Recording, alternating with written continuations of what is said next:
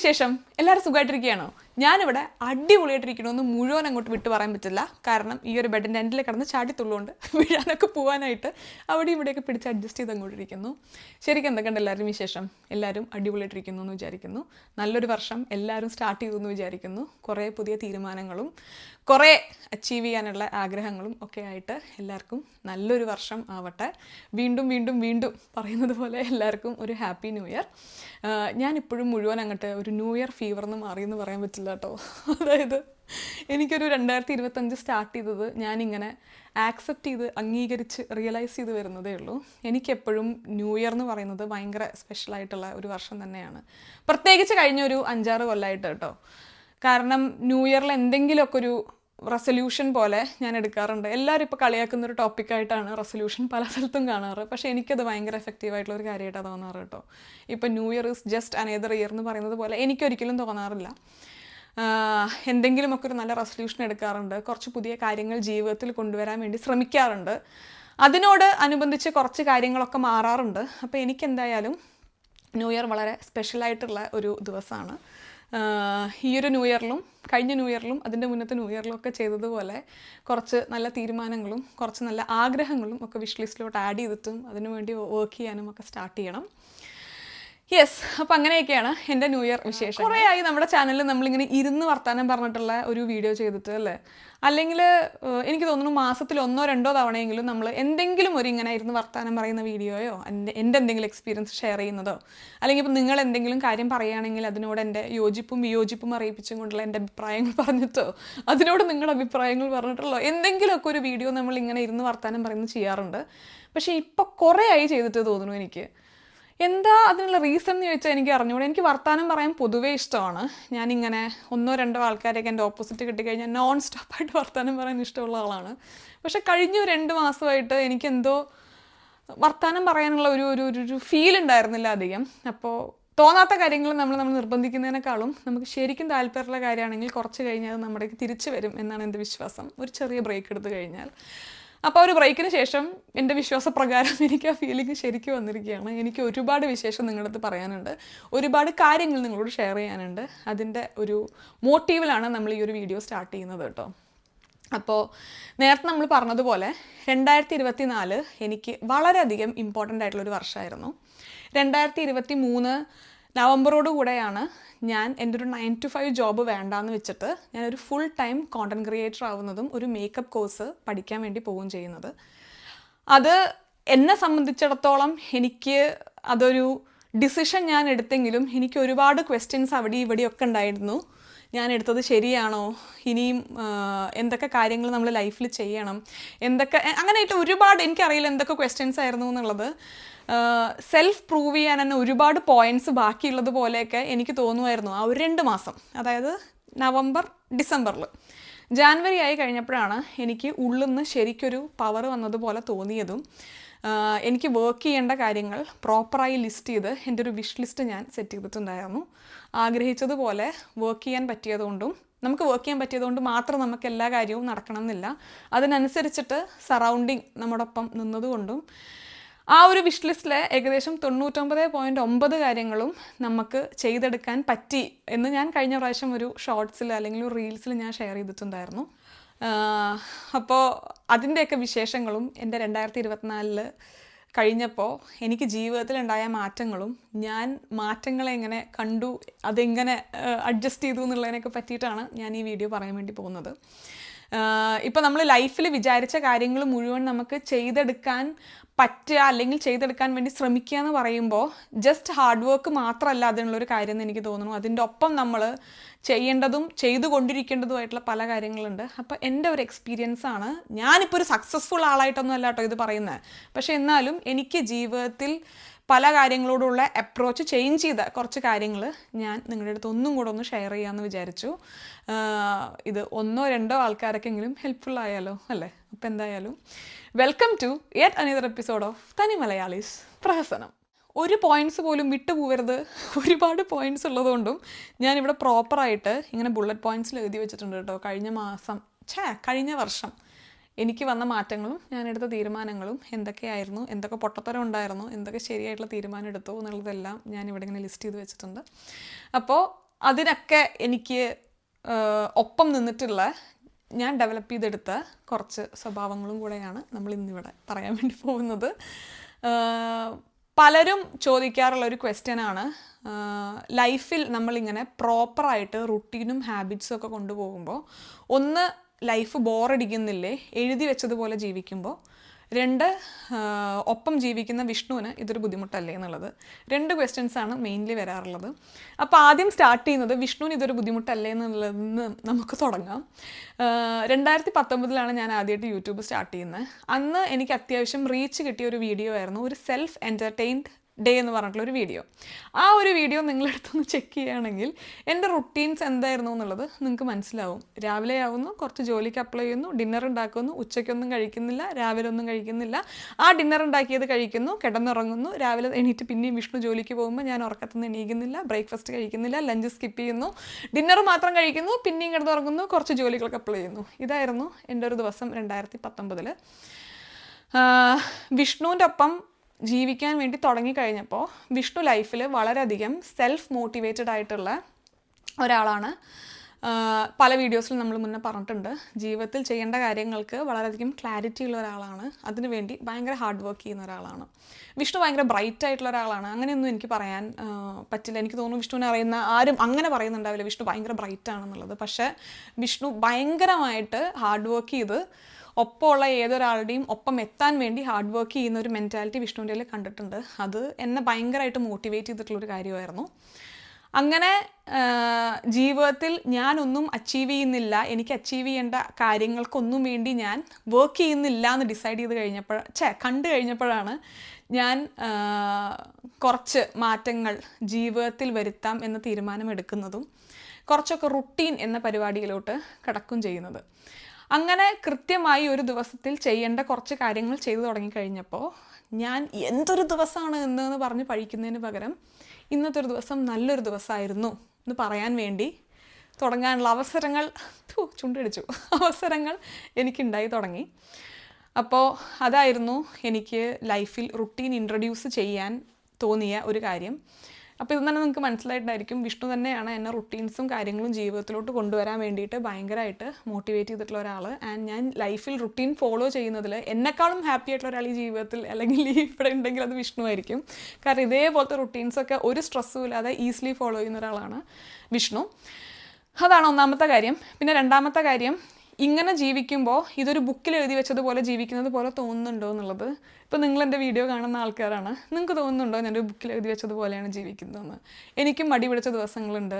ഞാൻ late night പാർട്ടീസിന് പോകാറുണ്ട്, എനിക്കിഷ്ടമുള്ള ഭക്ഷണമൊക്കെ ഞാൻ കഴിക്കാറുണ്ട്, പിന്നെ ഞാൻ ഫ്രണ്ട്സിനെ മീറ്റ് ചെയ്യാറുണ്ട്, ഞാൻ ലേറ്റ് നൈറ്റിന് ഇത്ര ഒരു മടി വരാൻ മൂവി നൈറ്റ്സിന് നിൽക്കാറുണ്ട്. അപ്പോൾ എനിക്ക് തോന്നുന്നു ഒരാളുടെ ജീവിതത്തിൽ വേണ്ട എൻ്റർടൈൻമെൻറ്റ്സ് എല്ലാം കീപ്പ് ചെയ്തുകൊണ്ട് തന്നെയാണ് ഞാൻ എൻ്റെ ലൈഫിൽ റുട്ടീൻസ് കൊണ്ടുപോകുന്നത്. മെയിൻലി ഞാൻ ഈ റുട്ടീനിൽ ഫോക്കസ് ചെയ്യാറ് മൺഡേ ടു ഫ്രൈഡേ ആണ്. Monday to Friday Vishnu work ചെയ്യുന്ന ദിവസമാണ്. എനിക്കും എൻ്റേതായിട്ടുള്ള ഒരുപാട് കാര്യങ്ങൾ, എനിക്കിപ്പോൾ മൺഡേ ടു ഫ്രൈഡേ എന്ന് പറയാൻ പറ്റില്ല, ഞാൻ 7 ദിവസം വർക്ക് ചെയ്യുന്ന ഒരാൾ തന്നെയാണ്. അപ്പോൾ അതുകൊണ്ട് പക്ഷേ കുറച്ചും കൂടെ സിസ്റ്റമാറ്റിക് ആയിട്ട് കാര്യങ്ങൾ ചെയ്യാറ് മൺഡേ ടു ഫ്രൈഡേ ആണ്. സാറ്റർഡേ സൺഡേ ചെറിയൊരു രീതിയിൽ ഓഫൊക്കെ എടുത്ത് എന്തെങ്കിലും കുറച്ച് ഫിസിക്കൽ ആക്ടിവിറ്റീസൊക്കെ ചെയ്യുന്ന രീതിയിലാണ് ദിവസം കൊണ്ടുപോകാറ്.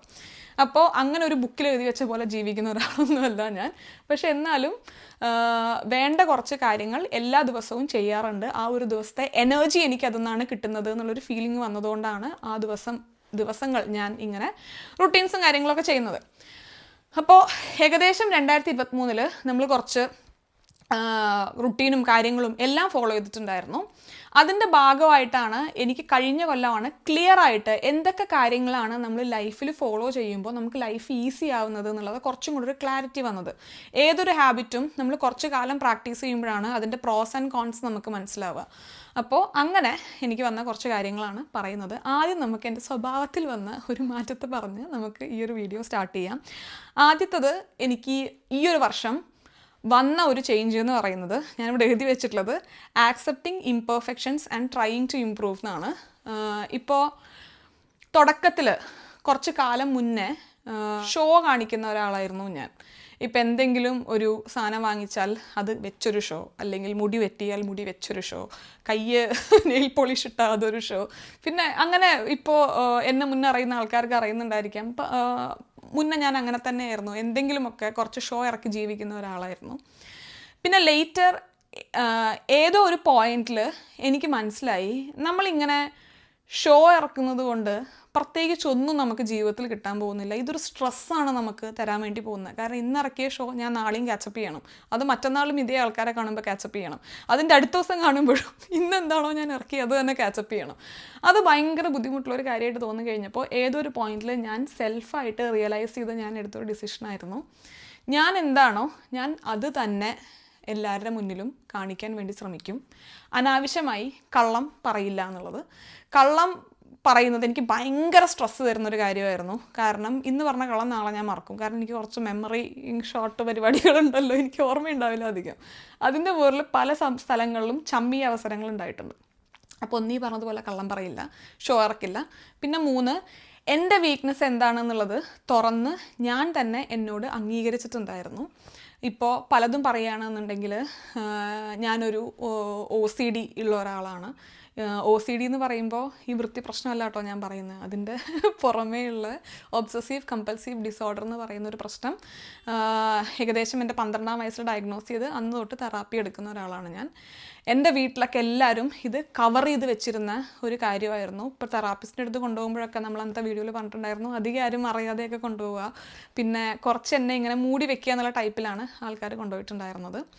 പിന്നെ വേറൊന്ന്, എനിക്ക് ലാംഗ്വേജിനോടുള്ള പ്രശ്നമായിരുന്നു. ഇപ്പോൾ മലയാളമാണെങ്കിലും ഇംഗ്ലീഷ് ആണെങ്കിലും ഹിന്ദി ആണെങ്കിലും എൻ്റെ ലാംഗ്വേജ് ഒരിക്കലും പെർഫെക്റ്റ് അല്ല. എനിക്ക് ജീവിച്ച് പോകാനുള്ള ഭാഷ പറയാനേ എനിക്കറിയുള്ളൂ. എൻ്റെ പ്രൊണൗൺസിയേഷൻസ് പലതും വളരെയധികം തെറ്റാണ്. അപ്പോൾ അതിൻ്റെ പേരിലൊക്കെ ഒരുപാട് കളിയാക്കലുകളും പ്രശ്നങ്ങളും ഒക്കെ ജീവിതത്തിൽ നേരിട്ട ഒരാളാണ് ഞാൻ. അതിൻ്റെ പല കാര്യങ്ങളും എനിക്ക് ഡീറ്റെയിൽ ആയിട്ട് നിങ്ങളോട് പറയണം എന്നെനിക്കൊരാഗ്രഹമുണ്ട്. അതിൻ്റെ എന്തൊക്കെ പറയും എന്നുള്ളത് പ്രിപ്പയർ ചെയ്തും കൊണ്ട് അധികം വൈകാതെ തന്നെ എൻ്റെ ലൈഫിൽ ലാംഗ്വേജ് കാരണം എനിക്കുണ്ടായ പല പ്രശ്നങ്ങൾ ഷെയർ ചെയ്തും കൊണ്ടുള്ളൊരു വീഡിയോ ഞാൻ ചെയ്യുന്നതാണ് കേട്ടോ.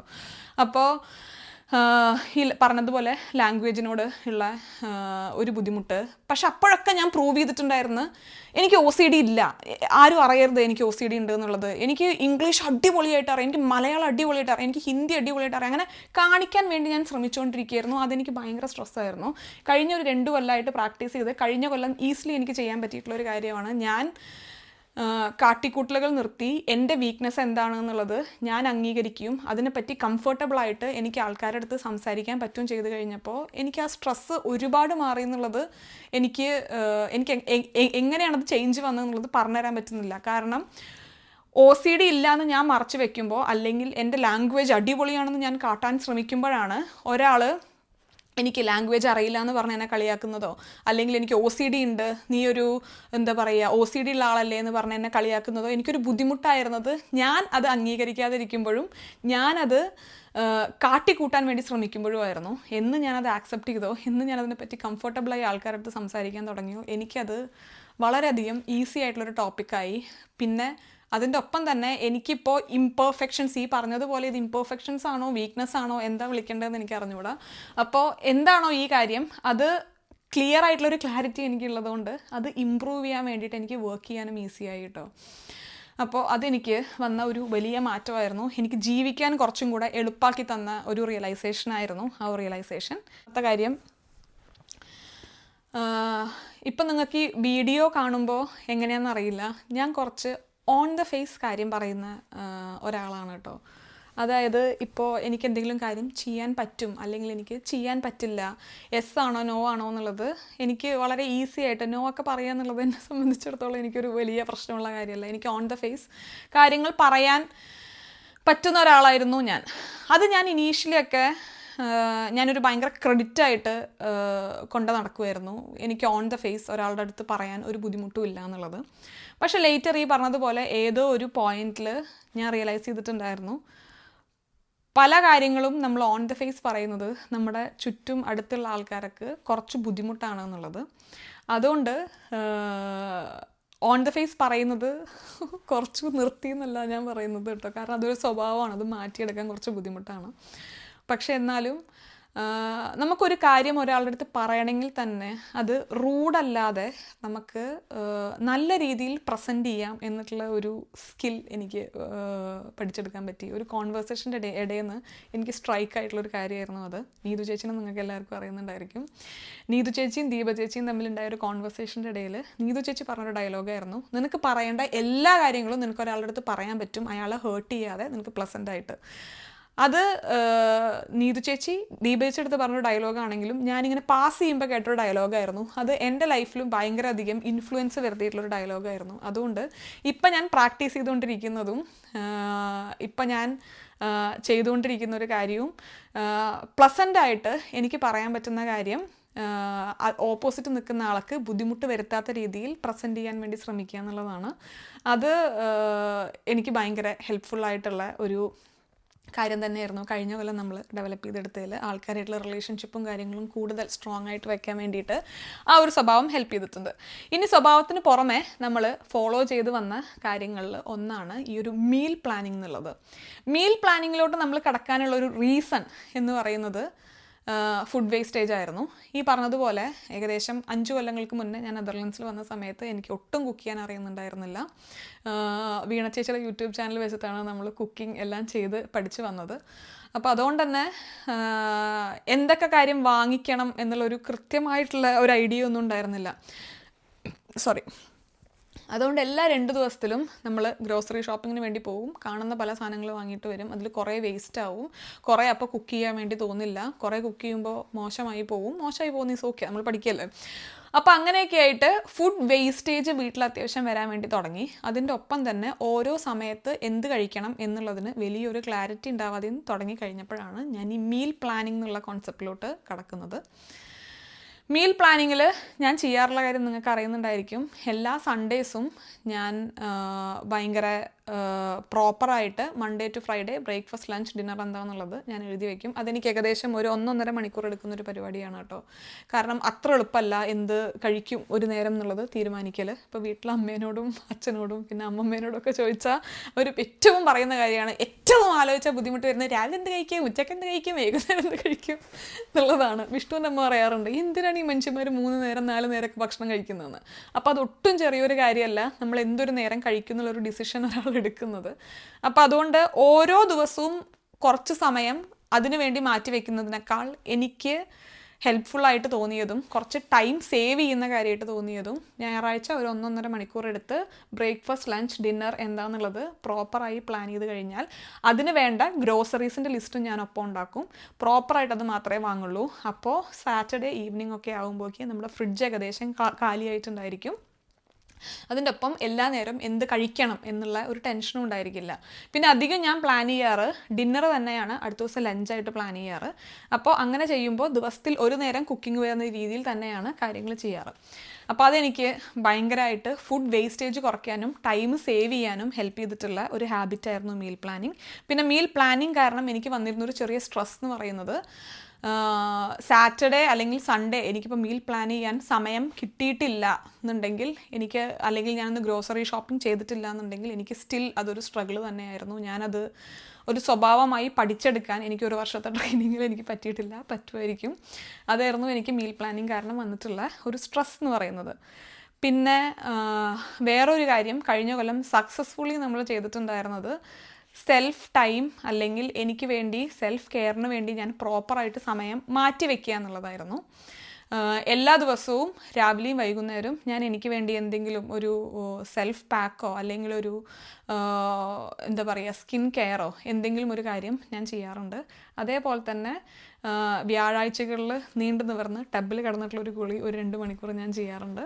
പിന്നെ ഈ പറഞ്ഞതുപോലെ ഏതെങ്കിലും ഒക്കെ ദിവസമായിട്ട് 2 ആഴ്ച കൂടുമ്പോൾ ഒരിക്കലോ ഒക്കെ ഒറ്റയ്ക്ക് ഒരു ഷോപ്പിങ്ങിന് പോകാറുണ്ട്, വേറെ ആരെയും കൂട്ടാതെ എനിക്ക് എൻ്റേതായിട്ടുള്ളൊരു സമയത്തിന് വേണ്ടിയിട്ട്.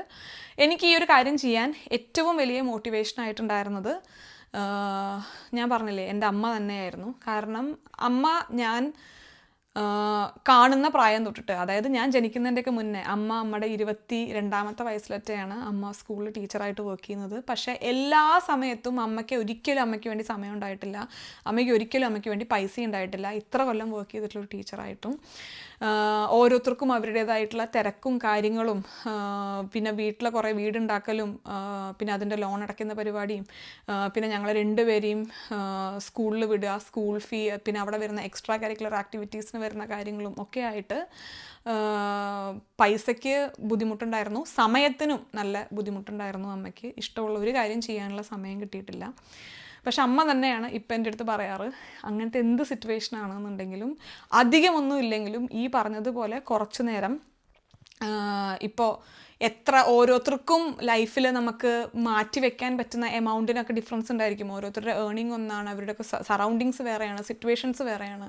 അപ്പോൾ എന്തിൽ നിന്നിട്ടാണെങ്കിലും നമുക്കൊരു 100 രൂപയാണ് ഒരു മാസം നമുക്ക് കിട്ടുന്നതെന്നുണ്ടെങ്കിൽ അതിൽ 1 രൂപയെങ്കിലും നമ്മൾ നമുക്ക് വേണ്ടി മാറ്റി വെക്കണം. 10% താഴെയാണ് ഒരിത് വരുന്നത്. പക്ഷെ ചിലപ്പോൾ സിറ്റുവേഷൻസ് വരുമ്പോൾ ഈ പറഞ്ഞതുപോലെ ഇപ്പം എൻ്റെ സിറ്റുവേഷനിലിരുന്ന് പറയാൻ വേണ്ടിയിട്ട് എനിക്ക് എളുപ്പമാണ്. പലവരുടെയും സിറ്റുവേഷൻസ് പലതുമാണ്. പക്ഷേ സിറ്റുവേഷൻസിനെ എല്ലാം റെസ്പെക്റ്റ് ചെയ്തും കൊണ്ട് തന്നെ നമുക്ക് എന്തെങ്കിലുമൊക്കെ ചെറുതായിട്ട്, ഇപ്പോൾ പൈസ മാറ്റി വെക്കാൻ പറ്റിയില്ലെങ്കിലും എന്തെങ്കിലും ചെറുതായിട്ട് ഇപ്പോൾ കാര്യങ്ങൾ നമുക്ക് വേണ്ടി മാറ്റി വെക്കാൻ പറ്റുകയാണെങ്കിൽ അതൊരു വലിയ റിമൈൻഡർ ആയിരിക്കും. വേറെ ആർക്ക് നമ്മളൊരു വിലയില്ലെങ്കിലും, വേറെ ആർക്ക് നമ്മളൊരു ആവശ്യമില്ലെങ്കിലും നമ്മൾ ഭയങ്കര ഇമ്പോർട്ടൻ്റ് ആയിട്ടുള്ള ഒരാളാണ്, ഞാൻ വാല്യൂ ചെയ്യുന്നുണ്ട് എന്നുള്ളത്. ഇപ്പോൾ ഈ പറഞ്ഞതുപോലെ സെൽഫ് ലവ് എന്നുള്ള വേർഡൊക്കെ പല സ്ഥലത്തും കേൾക്കാറും കാണാറും ഒക്കെ ഉണ്ട്. പക്ഷേ അതെല്ലാവരുടെ ലൈഫിലും അത്ര പെട്ടെന്ന് ഇംപ്ലിമെൻറ്റ് ചെയ്യാൻ പറ്റുന്ന ഒരു കാര്യമായിട്ട് എനിക്ക് തോന്നിയിട്ടില്ല കേട്ടോ. കാരണം നമ്മുടെയൊക്കെ ഒരു മനുഷ്യ സഹജമായിട്ടുള്ള ഫീലിംഗ് ആണ് ചുറ്റുമുള്ള ആൾക്കാരെ സാറ്റിസ്ഫൈ ചെയ്യുക, അതിനുശേഷം ഉള്ളത് വെച്ചിട്ട് നമ്മൾ സാറ്റിസ്ഫൈ ആവുക എന്നുള്ളത്. അപ്പോൾ അതൊന്ന് മാറി ചിന്തിക്കാനും അതൊന്ന് പുറത്ത് വരാനും ഒക്കെ ആയിട്ട് കുറച്ച് സമയം എടുക്കും. ചിലവർക്കത് ഇഷ്ടമായിരിക്കും, ചിലവർക്കത് ഇഷ്ടമായിരിക്കില്ല. അപ്പോൾ നിങ്ങൾക്ക് അങ്ങനെ ഫീലിംഗ് ഉണ്ട്, നിങ്ങൾക്ക് കുറച്ച് സമയം നിങ്ങൾക്ക് മാറ്റി വെക്കണം, കുറച്ച് പൈസ നിങ്ങൾക്ക് മാറ്റി വെക്കണം എന്നുണ്ടെങ്കിൽ നിങ്ങളുടെ സാഹചര്യത്തിൽ നിന്നും കൊണ്ട് നിങ്ങളത് ചെയ്യാൻ വേണ്ടി ശ്രമിക്കുക. അതൊരു ഭയങ്കര ചേഞ്ചാണ് എല്ലാ ആൾക്കാർക്കും ഉണ്ടായിരിക്കുക. ഇപ്പോൾ ഈവൻ എൻ്റെ അമ്മയാണെങ്കിലും അത് ചെയ്യുന്നുണ്ട്. എൻ്റെ ഭാഗത്തുനിന്ന് അമ്മയ്ക്കത് ചെയ്യാൻ വേണ്ടിയിട്ടുള്ള എല്ലാ മോട്ടിവേഷൻസ് എല്ലാ രീതിയിലും ഞാൻ പറ്റുന്ന എനിക്ക് ചെയ്യാറുണ്ട്. അപ്പോൾ അമ്മയുടെ ലൈഫിലാണെങ്കിലും ഇതേവരെ എക്സ്പ്ലോർ ചെയ്യാത്ത എന്തൊക്കെയോ ഹാപ്പിനെസ് അമ്മ ഇപ്പോൾ എക്സ്പ്ലോർ ചെയ്യുന്നുണ്ട് എന്ന് എനിക്ക് തോന്നുന്നുണ്ട്.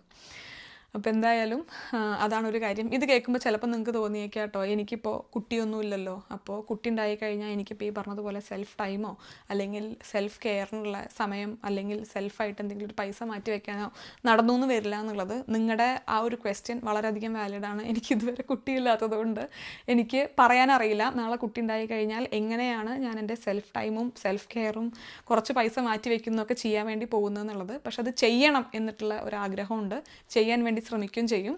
ഇപ്പോൾ ചുറ്റുമുള്ള അമ്മു ചേച്ചി, ദീപ ചേച്ചി, അച്ചു ചേച്ചി അവരൊക്കെ പേരൻസാണ്. അവരൊക്കെ അവർക്ക് വേണ്ടി സമയം മാറ്റി വയ്ക്കുന്നത് കാണുന്ന ഒരു ഇതിലാണ് ഇപ്പം ഞാൻ ഇവിടെ ജീവിക്കുന്നത്. ഇപ്പോൾ ദീപ ചേച്ചിക്കൊക്കെ ആണെന്നുണ്ടെങ്കിൽ ഞാൻ പറയാറുണ്ട്, ദീപ ചേച്ചി ഇപ്പോൾ ക്ലാസിക്കൽ ഡാൻസ് ചെയ്യുന്നുണ്ട്, പിന്നെ യോഗ ട്രെയിനിങ് ചെയ്യുന്നുണ്ട്, പിന്നെ യോഗയുടെ കോഴ്സ് ഇപ്പോഴാണ് പാസ്സായത്, അതിൻ്റെ ഒപ്പം ഇപ്പോൾ സ്വിമ്മിങ്ങിന് പോകുന്നുണ്ട്, ദീപച്ചിക്ക് ഇഷ്ടമുള്ള ഷോപ്പിങ്ങിന് പോകാറുണ്ട്. ഇതൊക്കെ ചെയ്യുന്നത് നമ്മൾ പേരൻ്റായിരുന്നിട്ട് കൊണ്ട് തന്നെയാണ്. അപ്പോൾ I really want to be a parent like ഇപ്പോൾ ദീപ ചേച്ചി, അമ്മു ചേച്ചി, അച്ചേച്ചിയൊക്കെ. അപ്പോൾ ലെറ്റ്സ് സീ എങ്ങനെയായിരിക്കും അതൊന്നും എനിക്കിപ്പോൾ പറയാനറിയില്ല. എൻ്റെ ആഗ്രഹമാണ് ഞാൻ പറഞ്ഞത്. അത് ആവുമ്പോൾ ഞാൻ അപ്പോൾ യൂട്യൂബൊക്കെ ചെയ്യുന്നുണ്ടായിരിക്കുമല്ലോ, അപ്പോൾ എൻ്റെ എക്സ്പീരിയൻസ് എന്താണ് എന്നുള്ളത് ഞാൻ നിങ്ങളോട് ഷെയർ ചെയ്യുന്നതാണ്. അടുത്തത് കമ്മ്യൂണിക്കേഷനാണ് ഞാൻ ആഡ് ചെയ്തിട്ടുള്ളത്. കഴിഞ്ഞ ഓരോരോ കൊല്ലവും ഇപ്പം ഞാനും വിഷ്ണുവും നമ്മുടെ റിലേഷൻഷിപ്പിൽ ഇമ്പ്രൂവ് ചെയ്ത് വന്നിട്ടുള്ളൊരു കാര്യമായിരുന്നു കമ്മ്യൂണിക്കേഷൻ. തുടക്കത്തിലെ വർഷം തന്നെ ഭയങ്കര അങ്ങനെ കമ്മ്യൂണിക്കേഷന് പ്രശ്നമുള്ള രണ്ടാൾക്കാരായിരുന്നില്ല നമ്മൾ. എനിക്ക് തോന്നുന്ന ഫീലിംഗ് എന്താണെന്നുള്ളതോ വിഷ്ണുവിന് തോന്നുന്ന ഫീലിംഗ് എന്താണോ എന്നുള്ളത് നമ്മൾ ഓപ്പൺലി കമ്മ്യൂണിക്കേറ്റ് ചെയ്യുമായിരുന്നു. അത് ഏതൊരു റിലേഷൻഷിപ്പിൻ്റെയും സ്ട്രെങ്ത്ത് കൂട്ടാൻ ഹെൽപ്പ് ചെയ്യും എന്ന് റിയലൈസ് ചെയ്തത് ഈ ഒരു റിലേഷൻഷിപ്പിലൂടെ തന്നെയാണ് ഞാനെന്ന് വേണമെങ്കിൽ പറയാം. ഞാൻ എൻ്റെ എല്ലാ ഇമോഷൻസും അങ്ങനെ ഓപ്പൺലി കമ്മ്യൂണിക്കേറ്റ് ചെയ്യുന്ന ഒരാളല്ല. എൻ്റെ വീട്ടിൽ നോക്കുകയാണെങ്കിൽ നിങ്ങൾക്കറിയാം, എക്സ്പ്രഷൻസ് വളരെയധികം കുറഞ്ഞിട്ടുള്ള, ഇമോഷൻസ് വളരെയധികം ഹോൾഡ് ചെയ്യുന്ന ഒരു ഫാമിലിയിൽ നിന്നാണ് ഞാൻ വരുന്നത്. അപ്പോൾ ഞാൻ പറയാറില്ലേ, ഞാൻ ആംസ്റ്റർഡാമിൽ നിന്ന് ഇപ്പോൾ ഇവിടെ നിന്ന് ഒരു 2-3 വർഷമൊക്കെ കഴിഞ്ഞ് നാട്ടിൽ വരുമ്പോൾ 3 വേണ്ട, 2 മതി, ഓവർ തള്ളായിപ്പോയി. അപ്പോൾ 2 വർഷമൊക്കെ കഴിഞ്ഞ് നാട്ടിൽ വരുമ്പോൾ എന്നെ കാണുമ്പോൾ അമ്മയും അച്ഛനൊക്കെ എനിക്ക് തരുന്ന എക്സ്പ്രഷൻ, ഞാൻ വളാഞ്ചേരി പോയിട്ട് മീൻ വാങ്ങിച്ച് വീട്ടിലേക്ക് വരില്ലേ ഒരു 10 മിനിറ്റിൽ, ആ ഒരു ഫീലിംഗ് തന്നെയാണ് അവരെനിക്ക് തരാറുള്ളത്. അവരുടെ ഉള്ളിൽ ചിലപ്പോൾ ബലൂൺ പൊട്ടുന്നതും പോപ്പർ പൊട്ടുന്നതും ഒക്കെ ഉണ്ടായിരിക്കാം, പക്ഷേ ഒരു വിധത്തിലുള്ള എക്സ്പ്രഷൻസും ഒരു രീതിയിലും അവർ അധികം കാണിക്കുന്ന ഒരു ഫാമിലി അല്ല ഞാൻ. അതുകൊണ്ട് തന്നെ ഓപ്പൺലി റിലേഷൻഷിപ്സിൽ കമ്മ്യൂണിക്കേറ്റ് ചെയ്യുക എന്നുള്ളത് എനിക്കത്ര യൂസ്ഡ് ആയിട്ടുള്ളൊരു കാര്യമായിരുന്നില്ല. വിഷ്ണുവിനായിട്ടുള്ള റിലേഷൻഷിപ്പ് സ്റ്റാർട്ട് ചെയ്ത് കഴിഞ്ഞപ്പോഴാണ് ഞാൻ ഓപ്പൺലി കാര്യങ്ങൾ കമ്മ്യൂണിക്കേറ്റ് ചെയ്യാൻ വേണ്ടി തുടങ്ങിയത്. ഇനീഷ്യൽ ഇയറിൽ തന്നെ എനിക്കതൊരു ഭയങ്കര ബുദ്ധിമുട്ടൊന്നും ആയിരുന്നില്ല കേട്ടോ. കാര്യങ്ങൾ നമുക്ക് തോന്നുന്നതും അവർക്ക് തോന്നുന്നതും അങ്ങോട്ടും ഇങ്ങോട്ടും പറയുമ്പോൾ ഒരു റിലേഷൻഷിപ്പിൻ്റെ ബേസ് വളരെയധികം സ്ട്രോങ് ആവുന്നുണ്ട് എന്നുള്ളത് ഞാൻ എക്സ്പീരിയൻസ് ചെയ്ത് ഈ ഒരു റിലേഷൻഷിപ്പ് എന്നായിരുന്നു. പഠിച്ച കാര്യം നമ്മൾ വേറെ എല്ലാ റിലേഷൻഷിപ്സിലോട്ടും കൊണ്ടുവരണമല്ലോ. അതിൻ്റെ ഭാഗമായിട്ട് എൻ്റെ ചുറ്റുമുള്ള എല്ലാ ഇപ്പോൾ എൻ്റെ അനിയനെയായിട്ട്, അമ്മേനെയായിട്ട്, അച്ഛനെയായിട്ട്, അൽക്കേനെയായിട്ട്, എല്ലാവരുമായിട്ടുള്ള റിലേഷൻഷിപ്പിലും എനിക്ക് തോന്നുന്ന കാര്യങ്ങൾ തുറന്ന് പറയാനും അവർക്ക് തോന്നുന്ന കാര്യങ്ങൾ തുറന്ന് പറയുന്നത് കേൾക്കാനൊരു സ്പേസും കൊടുത്തു തുടങ്ങിയപ്പോൾ ഇവരായിട്ടൊക്കെയുള്ള റിലേഷൻഷിപ്സിൻ്റെ ഡെപ്ത് കൂടും ബേസ് സ്ട്രോങ് ആവും ചെയ്തിട്ടുണ്ടായിരുന്നു. അപ്പോൾ അതാണ് കഴിഞ്ഞ കൊല്ലം വീണ്ടും ഇമ്പ്രൂവ് ചെയ്തെടുക്കാൻ പറ്റുകയും അത് ഓൾറെഡി ഓരോരോ വർഷവും ഇമ്പ്രൂവ് ചെയ്ത് വരുന്ന കാര്യം തന്നെയായിരുന്നു കേട്ടോ. എന്നാലും കുറച്ചും കൂടെ ഇമ്പ്രൂവ് ചെയ്ത് എടുക്കാൻ പറ്റുന്നൊരു കാര്യമായത്. എപ്പോഴും തുടക്കത്തിലെ വർഷത്തുനിന്ന് കമ്മ്യൂണിക്കേഷനിൽ വന്നൊരു മേജർ ചേഞ്ച് വേണമെങ്കിൽ ഇത് പറയാം കേട്ടോ.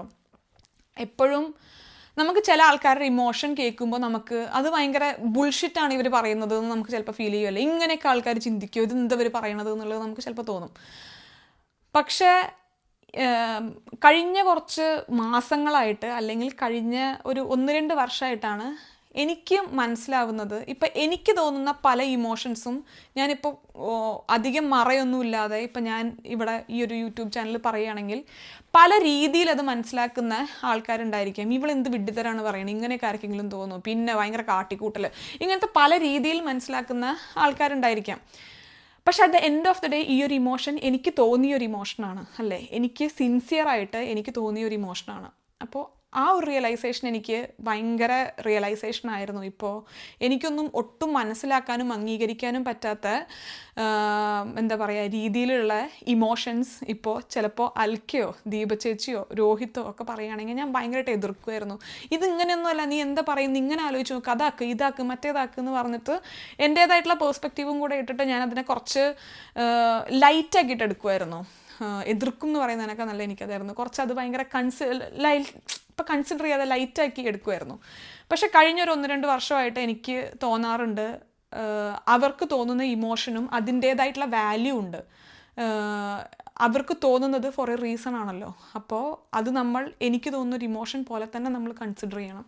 അത് ഓപ്പൺലി നമ്മളെല്ലാ റിലേഷൻഷിപ്പിലും സംസാരിക്കാൻ വേണ്ടി തുടങ്ങിയപ്പോഴാണ് ഓരോ ആൾക്കാരുടെ ഇമോഷൻസ് കൂടുതൽ മനസ്സിലാക്കാൻ വേണ്ടിയിട്ടുള്ള ഒരു ഓപ്പർച്യൂണിറ്റി അവിടെ കിട്ടും കൂടെ ചെയ്തത്. അപ്പോൾ അതായിരുന്നു വേറൊരു കാര്യം ഈ ഒരു വർഷം ഞാൻ പഠിച്ചു അല്ലെങ്കിൽ മനസ്സിലാക്കി ഇമ്പ്രൂവ് ചെയ്തു എന്ന് പറയുന്നൊരു കാര്യം. പിന്നെ വേറൊന്ന് എനിക്ക് ഭയങ്കര ടഫായിട്ടുള്ളൊരു കാര്യമാണ് ഗെറ്റിംഗ് റെഡി ഓൺ ടൈം. എത്രയൊക്കെ സിസ്റ്റമാറ്റിക്കായിട്ട് കാര്യം ചെയ്യുന്നു, എത്രയൊക്കെ റുട്ടീൻ ഫോളോ ചെയ്യുന്നു എന്ന് പറഞ്ഞു കഴിഞ്ഞാലും ഇപ്പം വീട്ടിലൊരു കാര്യം നിന്നും കൊണ്ട് ഇപ്പോൾ രാവിലെ 7 മണിക്ക് എണീക്കണം, ഒരു 7:30 ജിമ്മിൽ പോകണം എന്നുള്ളത് എനിക്ക് ചെയ്യാൻ പറ്റും. പക്ഷേ എവിടെയെങ്കിലും ഒന്ന് റെഡിയാവുക, എവിടെയെങ്കിലും ഒന്ന് എത്തണോ, അങ്ങനത്തെ ഒരു സിറ്റുവേഷൻ വന്നാൽ ഞാൻ ആകെ കടന്ന് സമയം ലേറ്റാക്കി ആകെ പാനിക്കായി, ഇറങ്ങാൻ നേരത്ത് ഞാനും വിഷ്ണുവും തമ്മിൽ ഒരു അടിയായി, അങ്ങനെ ആകെ പ്രശ്നമാവുമായിരുന്നു. അത് എനിക്ക് ഇമ്പ്രൂവ് ചെയ്യണം എന്നുള്ള ഭയങ്കരമായിട്ടുള്ളൊരു ആഗ്രഹമൊന്നും ടു ബി ഓണസ്റ്റ് എനിക്ക് വന്നിട്ടുണ്ടായിരുന്നില്ല. എന്തപ്പോൾ ഇങ്ങനെയൊക്കെ മതി എന്നുള്ളൊരു ഭാവം തന്നെയായിരുന്നു എനിക്ക്. പക്ഷേ പ്രദൂനെ ഞാൻ പരിചയപ്പെട്ടിട്ട് ഇപ്പോൾ ഒരു 3 കൊല്ലമാവുന്നേ ഉള്ളൂ. ഏകദേശം ഒരു 1-1.5 കൊല്ലം പ്രദൂനെ ആയിട്ട് പരിചയപ്പെട്ട് കൂടുതൽ അടുത്ത് പ്രദൂനായിട്ട് ഇടപെടാൻ വേണ്ടി തുടങ്ങിക്കഴിഞ്ഞപ്പോഴാണ് ഈ ഒരു പങ്ക്ച്വാലിറ്റി എന്നുള്ള ഒരു കാര്യം എത്ര ഇമ്പോർട്ടൻ്റ് ആണെന്ന് ഞാൻ മനസ്സിലാക്കുന്നത്. പ്രദു എൻ്റെ അടുത്ത് ഒരിക്കലും പറഞ്ഞൊരു ഡയലോഗുണ്ട്, ഈ പറഞ്ഞതുപോലെ നമ്മളൊരു സമയം പറഞ്ഞാൽ ആ സമയത്ത് റെഡി ആയിരിക്കണം. ഞാൻ പറയുന്ന സമയം പ്രദു വാല്യൂ ചെയ്യുകൊണ്ടാണ് ഇതൊരു ആർഗ്യുമെൻ്റായിട്ടൊന്നും പറഞ്ഞതല്ല കേട്ടോ, പൃഥു എനിക്കൊരു കോൺവെർസേഷൻ ഇടയിൽ ഇങ്ങനെ പറഞ്ഞതായിരുന്നു. ഞാൻ പറയുന്നൊരു സമയം പൃഥു വാല്യൂ ചെയ്യുകൊണ്ടാണ് ആ ഒരു സമയത്ത് പൃഥു റെഡിയാവുന്നത്. അപ്പം ഞാൻ റെഡിയാവാതെ ആ ഒരു സമയത്ത് എത്തുന്നില്ല, ഒരു 1.5 മണിക്കൂർ കഴിഞ്ഞിട്ടാണ് എത്തുന്നതെന്നുണ്ടെങ്കിൽ അത് ഭയങ്കരമായിട്ട് ഒരു ഡിസ്റെസ്പെക്റ്റ് തന്നെയാണ് കാണിക്കുന്നത് എന്നുള്ളത്. സമയമാണ് ലോകത്തിൽ ആർക്ക് വേണ്ടിയിട്ടും കാത്തു നിൽക്കാത്തൊരു കാര്യം. അതുകൊണ്ട് ഈ ഒരു കൊല്ലം ജാനുവരി 1, 2024 ഞാൻ എടുത്തൊരു തീരുമാനമായിരുന്നു, ഞാൻ ഓൺ ടൈം റെഡിയാവും എന്നുള്ളത്. പക്ഷെ അത് ആ ഒരു തീരുമാനം ഞാൻ ഉള്ളെടുക്കുമ്പോഴും ഞാൻ വിചാരിച്ചത് എനിക്കത് ഭയങ്കര ഈസി ആയിട്ട് ചെയ്യാൻ പറ്റുന്ന ഒരു കാര്യമായിരിക്കും. എന്തിപ്പോൾ ഒരു സമയത്ത് റെഡിയാവില്ല, ഇപ്പോൾ അത്ര വലിയ കാര്യമാണ്, ഇതുവരെ ഞാൻ ശ്രമിച്ചിട്ടില്ല അതിന് വേണ്ടിയിട്ട്. അപ്പോൾ ഇത്തവണ അതിന് വേണ്ടിയിട്ട് ശ്രമിക്കാം എന്ന് പറഞ്ഞ് ജാനുവരിയിൽ തൊട്ട് ഞാൻ ശ്രമം തുടങ്ങി. ഒക്ടോബർ ആയപ്പോഴും ഞാൻ അതിലേക്ക് എത്തിയിട്ടുണ്ടായിരുന്നില്ല. പക്ഷെ ഞാൻ കണ്ടിന്യൂസ് ആയിട്ട് ട്രൈ ചെയ്യുന്നുണ്ടായിരുന്നു. ഓരോ സമയത്തും ഓരോ കാര്യം ഇമ്പ്രൂവ് ചെയ്യാൻ വേണ്ടി നോക്കുന്നുണ്ടായിരുന്നു. ഇപ്പോൾ ഒരു ഫംഗ്ഷന് പോവുകയാണെന്നുണ്ടെങ്കിൽ ഞാൻ ടൈം ബാക്കിലോട്ട് കാൽക്കുലേറ്റ് ചെയ്യും. എനിക്ക് ലിപ്സ്റ്റിക് ഇടാൻ 30 സെക്കൻഡ്, ഇതിന് വേണ്ടി 30 സെക്കൻഡ്, കുളിക്കാൻ 1/2 മണിക്കൂർ, ഡ്രസ്സ് അയൺ ചെയ്യാൻ 15 മിനിറ്റ്, അങ്ങനെ ഞാൻ ഒരു 2 മണിയാവുമ്പോൾ തൊട്ടിട്ട് ഞാൻ ഇപ്പോൾ ഒരു 4 മണിക്ക് പോകേണ്ട ഫംഗ്ഷന് ഒരു 1:30-2 മണിയാകുമ്പോൾ റെഡിയാവാൻ തുടങ്ങും. എന്നാലും എനിക്ക് 4 മണിക്ക് ഇറങ്ങാൻ പറ്റില്ല, എന്തെങ്കിലുമൊക്കെ അതിൻ്റെ ഇടയിൽ കൺഫ്യൂഷൻസ് വരും. അപ്പോൾ ഞാൻ കുറച്ച് ടൈം ബഫർ ഇടാൻ വേണ്ടി തുടങ്ങി, കുറച്ച് ഹെൽപ്പ് ഞാൻ വിഷ്ണുവിനോട് ചോദിക്കാൻ വേണ്ടി തുടങ്ങി. അങ്ങനെ അതായത് എന്നെ ഹെൽപ്പ് ചെയ്യാനല്ല കേട്ടോ, ടൈം ഒന്ന് മാനേജ് ചെയ്യാൻ ഹെൽപ്പ് ചെയ്യാൻ വേണ്ടിയിട്ട്. അങ്ങനെ ഏകദേശം കഴിഞ്ഞൊരു നവംബർ ആയി കഴിഞ്ഞപ്പോഴാണ് എനിക്ക് ഓൺ ടൈം റെഡിയാവാൻ വേണ്ടി തുടങ്ങാൻ പറ്റിയത്.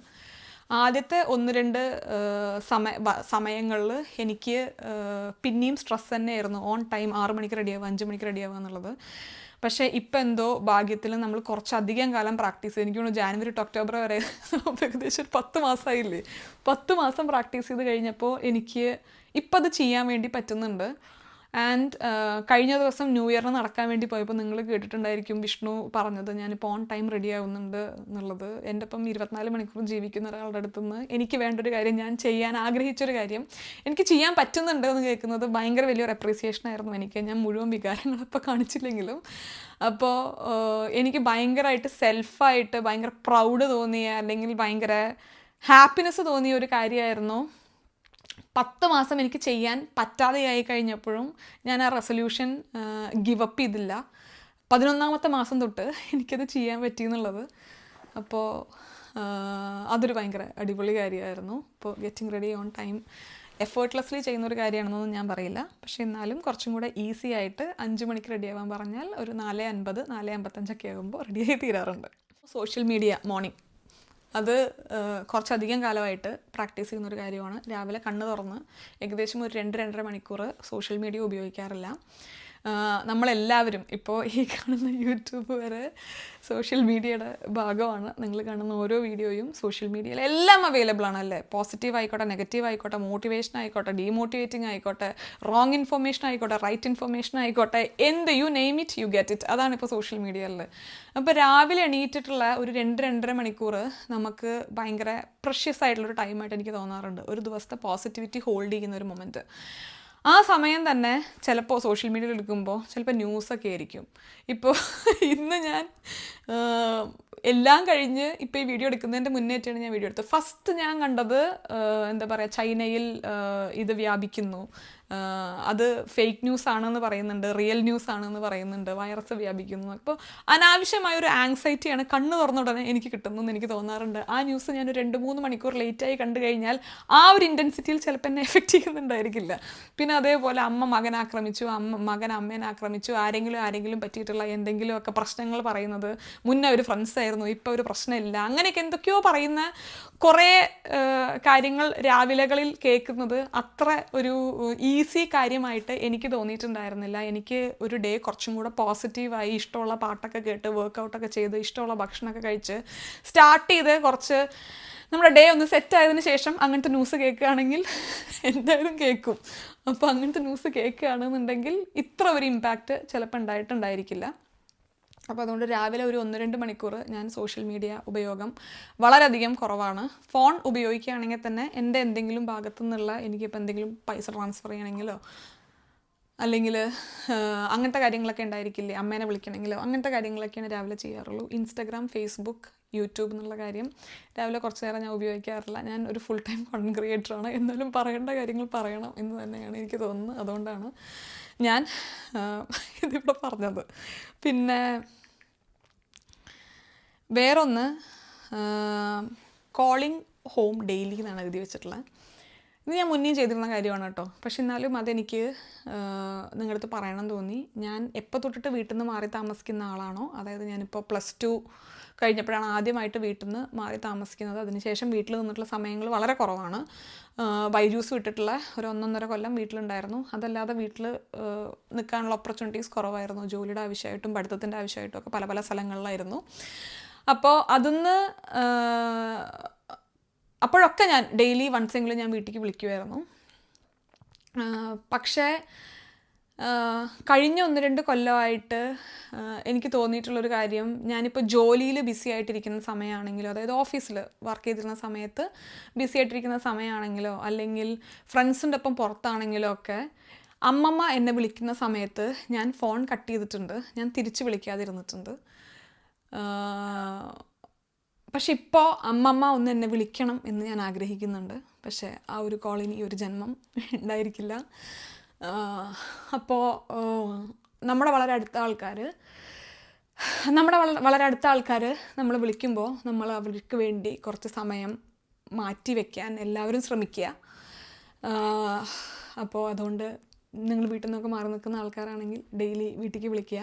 കുറച്ച് വർഷങ്ങൾ കഴിഞ്ഞാൽ അങ്ങനത്തെ ആൾക്കാർ നമ്മൾ വിളിക്കാനുണ്ടായിരിക്കില്ല, അല്ലെങ്കിൽ ഉണ്ടെങ്കിലും വിളിക്കാൻ പറ്റുന്ന സിറ്റുവേഷനിൽ ആയിരിക്കണം എന്നില്ല. അതുകൊണ്ട് അച്ഛനും അമ്മയ്ക്കും നമ്മുടെ വളരെ ക്ലോസ് ആയിട്ടുള്ള, ഇപ്പോൾ എനിക്ക് അമ്മമ്മ എന്ന് പറയുന്നത് വളരെയധികം ക്ലോസ് ആയിട്ടുള്ള ഒരാളാണ്. എനിക്ക് അമ്മേനേക്കാളും കൂടുതൽ സമയം ഞാൻ സ്പെൻഡ് ചെയ്തിട്ടുള്ളത് അമ്മമ്മയുടെ ഒപ്പവും വല്യച്ഛൻ്റെ ഒപ്പം ഒക്കെയാണ്. അപ്പോൾ എനിക്കവർ പേരൻസിനെ പോലെ തന്നെയാണ്. അപ്പോൾ